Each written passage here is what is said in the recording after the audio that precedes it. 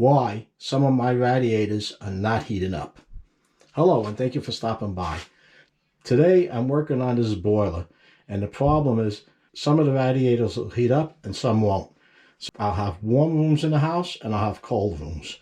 Now I want to point out, I'm not a boiler technician. I'm not giving instructions on how you should go about working on your boiler, but this is just a video on the issues that I'm having and how I'm going about taking care of them. That said, let's continue. As I mentioned, some of the rooms are getting heat and some aren't. The first thing I checked is the circulator pump. The pump is working. We know the boiler is working because some of the rooms are getting heat and the temperature and pressure is right. Next would be the zone valves. We'll talk about these in a minute. All the zone valves are open. They're all getting heat. You can feel the hot water going through the zone valve to the pipe, but then at some point it stops and the heat doesn't continue. To me, this pointed to air in the system, and I tried purging the system. I couldn't get the air out of it because of the zone valves and the shutoff valves, which I'll discuss in a minute. I had a boiler technician come out, and he was down here for a couple hours, and he couldn't get the air out. What he did mention to me is this.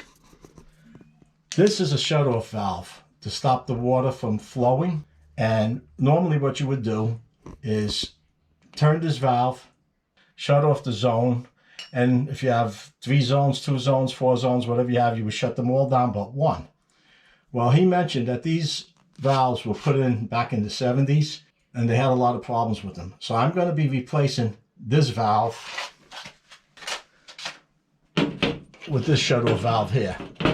The total amount I spent in parts was just under $500 for valves and the miscellaneous odds and ends that I had to pick up for this.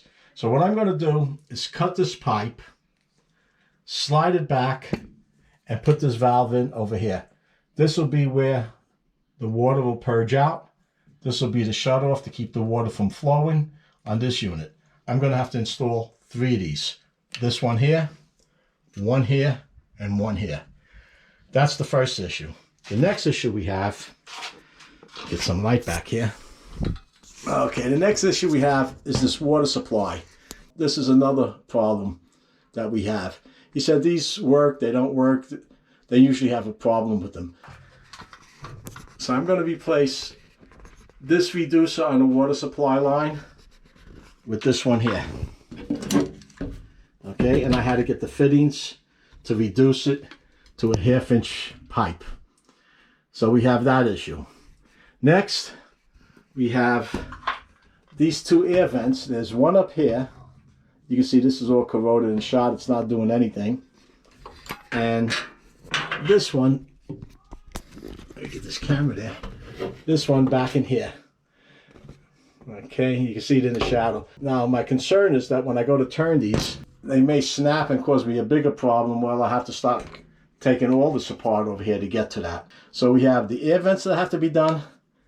This tank, believe it or not, is good, but I might be changing it anyway. The reducer valve and the water shutoff valves. Next, we're going to the zone valves. Get the light back here. Now this zone valve is completely taken apart. This zone valve, the motor went on it, and to get this to work, we would just manually turn it, and the little lever on the bottom, like the one that's buried down in here, broke off. Once that broke off, just so I could regulate the heat going upstairs, I took this whole unit out altogether, and to get heat upstairs, I would just open this a little bit, and if it gets a little too warm, I shut it. Now this will get hot upstairs, even if the circulator isn't on, because the heat just rises up. I'm not going to show all these repairs in one video, due to the fact that there's a lot to be done. I'm not a tech, I'm not a plumber. I've done this before, but it takes me a little longer than a tech would. So I'm going to do it in steps. This is just to show you what I'll be doing. And as I make these replacements, there'll be a separate video on each one of these replacements.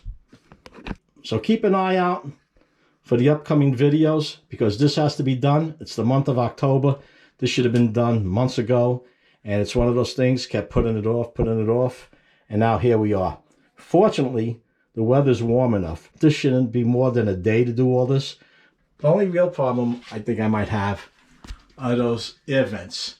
Getting those out, I don't know how bad it'll be, if they'll snap or not.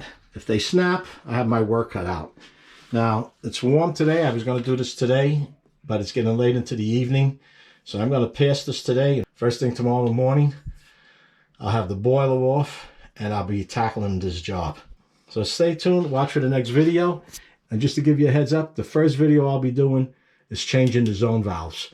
I was just going to unsweat this and put the new zone valve in. But what I'm thinking, instead of putting this new zone valve in, is to take this valve apart, open this one over here, and put the inner parts of this valve onto this housing over here. I think that should work. This is a Honeywell valve. That's Honeywell. Unless they changed over the last 30 years, which they may have, that won't work, and I'll have to unsweat this and sweat the new one in. And to do this, I'll be draining the boiler. That's why I don't want to do it tonight, just in case it gets a little cool and I need the heat this evening. So, until the next video, stay warm and be safe.